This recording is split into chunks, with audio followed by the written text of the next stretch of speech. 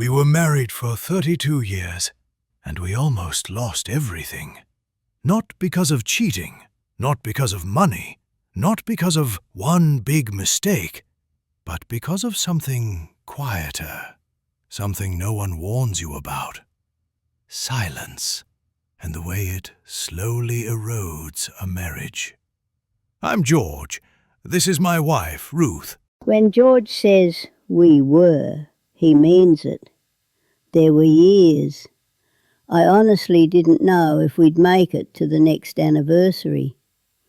And people see us now, or they did, before everything, and they think it was easy, that we figured it out early.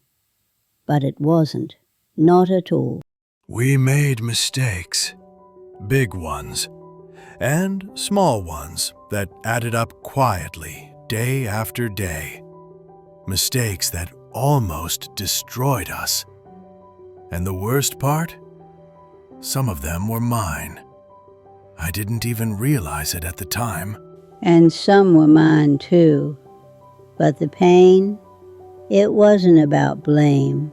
It was about the slow erosion of what we had, of the life we built together. Mistake number 1. Losing focus on each other. I thought I was doing everything right.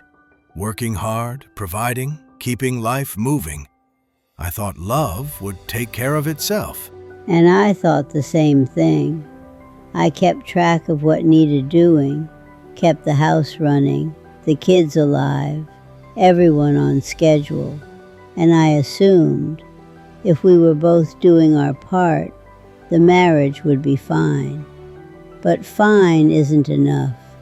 Fine isn't love. Fine isn't intimacy. Fine is the quiet disappearance of connection. That's how I slipped. I didn't plan it. I didn't mean to hurt anyone. But I sought connection elsewhere. In small, harmless ways I told myself didn't matter. Just conversations that felt significant. Someone who seemed to see me. Someone I could talk to without explaining everything first. And in those moments, I was alone, even when you were in the same room. That's the slow cost of forgetting to invest in each other. It wasn't one big event. It was everyday moments, small silences, missed glances, unasked questions, little pieces of our life slipping away. Mistake number 2. Keeping score. I thought love was a transaction. I did my share, she did hers, and everything should balance out. Who did more? Who sacrificed more? That became my focus. And I had my own list. I cooked every single meal. I raised our 3 kids, kept track of birthdays, anniversaries, school projects. I cleaned, organized, scheduled. And when George came home tired, complaining about work, I wanted to scream, but I didn't. I just added it to my list. My list of all the ways I was doing more, caring more, trying more. And it poisoned us. Marriage isn't about keeping score. It's not about 50-50 every hour of every day. Some seasons, one person carries more. And when we finally had emergencies, like my injury back in '83 when I couldn't work for 4 months, Ruth carried everything. She worked double shifts, took care of the kids, cared for me. I couldn't keep score then. And when she faced her own health struggles, I did the same. But the years before, we wasted counting. I remember the day our oldest daughter asked me, "Mom, do you and Dad even like each other?" I froze. That hit me like a hammer. Because we loved each other. I truly believe we always did. But had we become so focused on fairness and counting and small resentments that we'd forgotten to be a team? Mistake number 3. Trying to change each other. Ruth has always been organized, precise. She plans everything, writes lists, keeps schedules. I'm the opposite. Spontaneous, go with the flow. And for decades, we fought about it. I didn't understand her need for structure. She didn't understand my need for flexibility. I thought, if I just explained it enough, if I got frustrated enough, George would change. And he thought the same about me. I wanted him to be more organized. He wanted me to loosen up.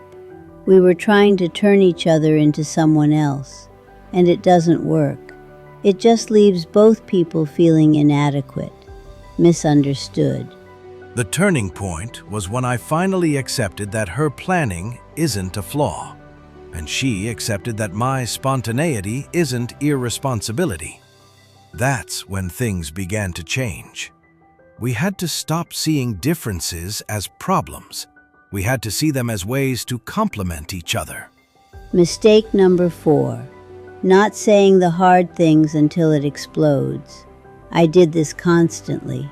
Small annoyances, tiny hurts. I let them pile up because I didn't want to start a fight. I thought it would be easier to stay quiet, but it's never easier. It just accumulates, and then the smallest thing triggers everything. Like the time she yelled at me for forgetting to pick up milk. Just milk.